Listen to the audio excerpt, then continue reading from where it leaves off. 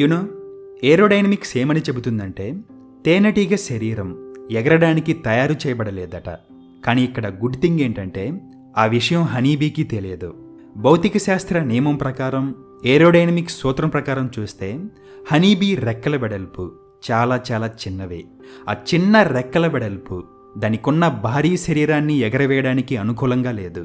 But honeybee కేంబ్రిడ్జ్లో చదువుకోలేదు కదా, so దానికి ఫిజిక్స్, ఏరోడైనమిక్స్, మరీ ముఖ్యంగా లాజిక్ తెలియవు. అందుకే అది ఎగరగలుగుతుంది.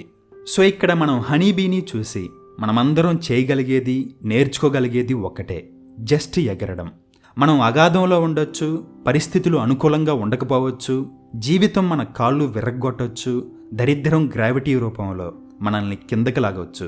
కానీ పరిస్థితులతో, రెక్కల పరిమాణంతో సంబంధం లేకుండా ఎగిరి గంతేసి జీవితపు పుప్పొడిని జుర్రుకొని తాగడమే.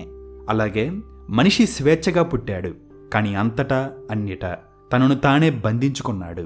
మనందరికీ ఆ బంధాలని బద్దలు కొట్టాలని ఉంటుంది, కానీ ఎందుకో భయం. ఆ భయం మన అనుకునే వాళ్ళని వదులుకోలేక, లేదా వాళ్ళు లేకపోతే మనకి మనుగడ ఉండదా, పోనీ ఆ బంధాల అలవాటుకి మనం బానిసలం అయ్యామా? సో బంధాలు మోయలేనివి, అలా అని దించుకోలేనివి. కానీ ఒక పక్క నుంచి వయసు మీద పడుతుంది, మరో పక్క నుంచి కోరికల కొవ్వొత్తి తగ్గుతుంది. అయినా కానీ ఆ బంధాలకి నువ్వెందుకు అంతగా అంటిపెట్టుకుని ఉంటున్నావు?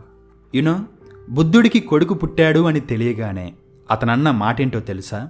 ఇదొక బంధం, దీన్ని అర్జెంటుగా తెంచుకోవాలి.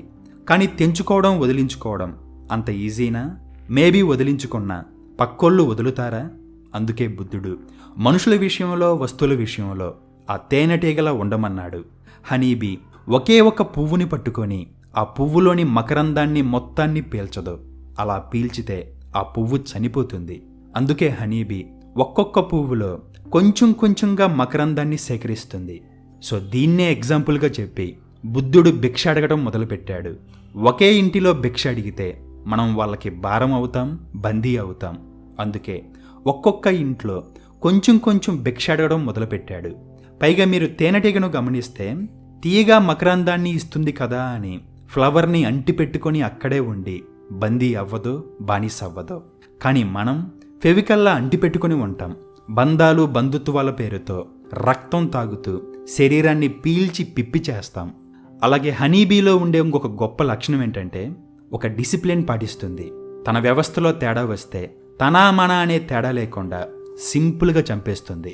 క్వీన్ బీ మగ ఈగతో సంపర్కం జరిపి రోజుకి సుమారు 2000 గుడ్లు పెడుతుంది.